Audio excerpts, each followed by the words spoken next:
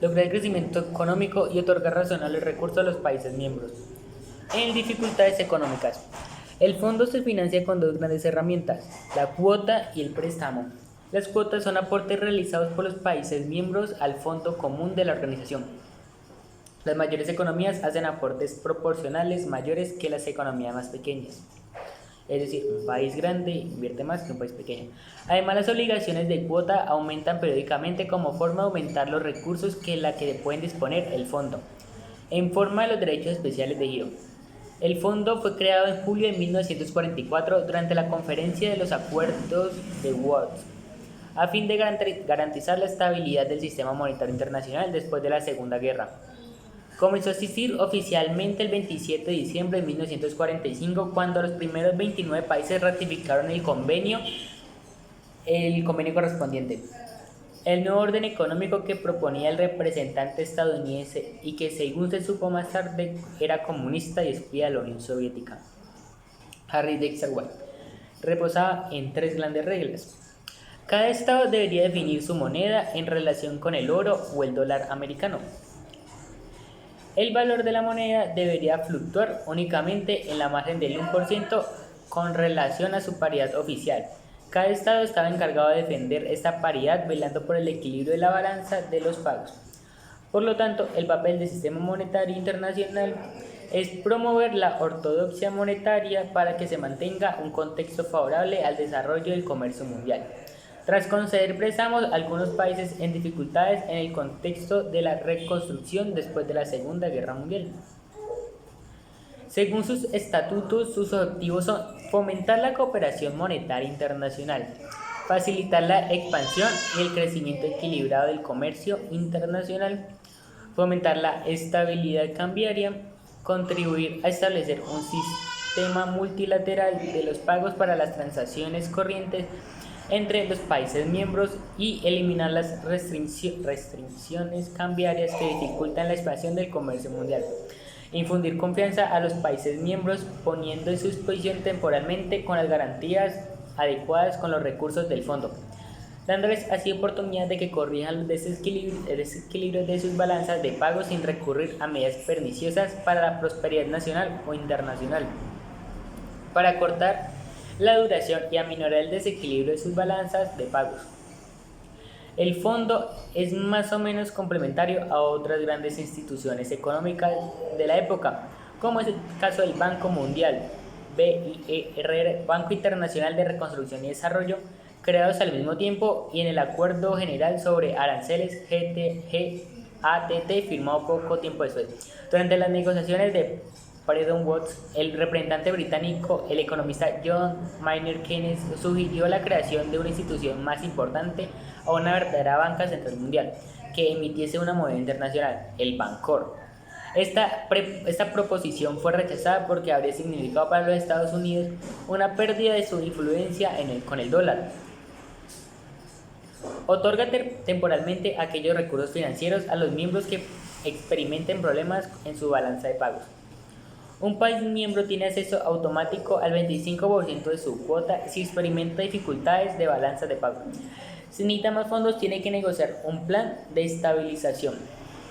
Se aspira a que cualquier miembro reciba un préstamo, lo pague lo antes posible para no limitar su acceso al crédito a otros países.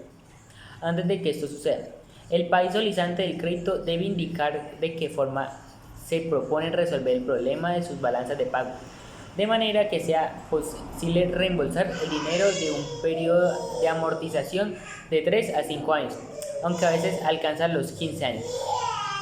Los acuerdos de derecho de giro forman el núcleo de la política de crédito monetario. Un acuerdo de derecho de giro ofrece la seguridad al país miembro de que podría girar hasta una determinada cantidad, habitualmente durante un periodo de 12 a 18 meses, para hacer frente a un problema de balanzas de pago a corto plazo. Servicio empleado por el Fondo Monetario. El apoyo del Fondo Monetario a los países miembros. El amparo del servicio ampliado ofrece la seguridad de que el país podría girar hasta una determinada cantidad, habitualmente un periodo de 3 a 4 años, para ayudar a solucionar problemas económicos de tipo estructural que estén causando graves deficiencias en la balanza de pagos. Servicio para el crecimiento y la lucha contra la pobreza. Más bien como reemplazo al servicio reforzado a los ajustes estructurales de noviembre de 1999. Un servicio con el que cobran tasas de bajo interés para ayudar a los países miembros más pobres que enfrentan problemas persistentes de balanza de pagos. Nuevo enfoque para reducir la pobreza. El costo que pagan los prestatarios están subvenciados con los recursos obtenidos con la venta de oro, propiedad del fondo, más préstamos y donaciones que los países miembros conceden al fondo con ese fin. Servicio de complementación de reservas. Ofrece a los países miembros financiamiento adicional a corto plazo si experimentan dificultades excepcionales de balance de pagos debido a una pérdida súbita y amenazadora de la confianza del mercado que conduzca a una salida de capital. La tasa de interés para el préstamo en virtud de este servicio extraña el recargo sobre el nivel habitual de crédito sobre el fondo.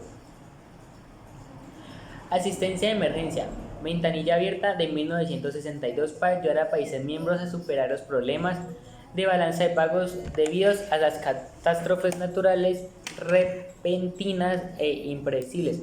El servicio se amplió en 1995 para tener en cuenta ciertas situaciones surgidas en un país tras un conflicto que haya alterado su capacidad institucional y administrativa.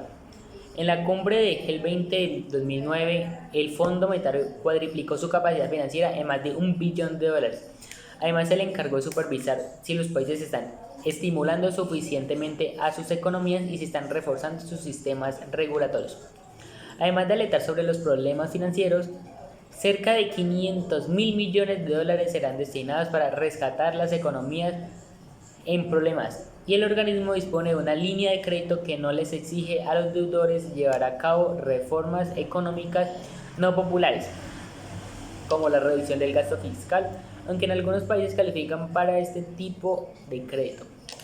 Para los otros países, el fondo obligará a los que se reduzcan los gastos fiscales o se eleven las tasas de interés, aunque se tratará de proteger los programas para las más pobres. En marzo del 2008, las acciones con derecho a voto en los países en desarrollo en el fondo crecieron 5,4 puntos porcentuales. Para Brasil significa un 1,7%. La participación de China es del 3,8%. Estos aumentos marginales aún no entran en efecto. Durante la reunión del fondo en abril, los países le encargaron la misión de combatir la actual recesión global e impedir que se produzcan nuevas recesiones.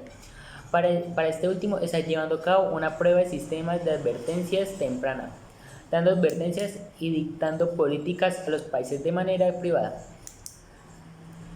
El 5 de septiembre de 2011, la entonces directora del fondo, Christine Lagarde, advierte del riesgo inminente de una recesión global, arrastrando ese mismo día las bolsas a graves caídas por todo el mundo. Reforma de modernizar la condicionalidad. Las condiciones de préstamo serán las objetivas precisas y los criterios de ejecución estructural se eliminarán de todos los programas. Línea de crédito flexible. Para los países fundamentos políticos y económicos sólidos.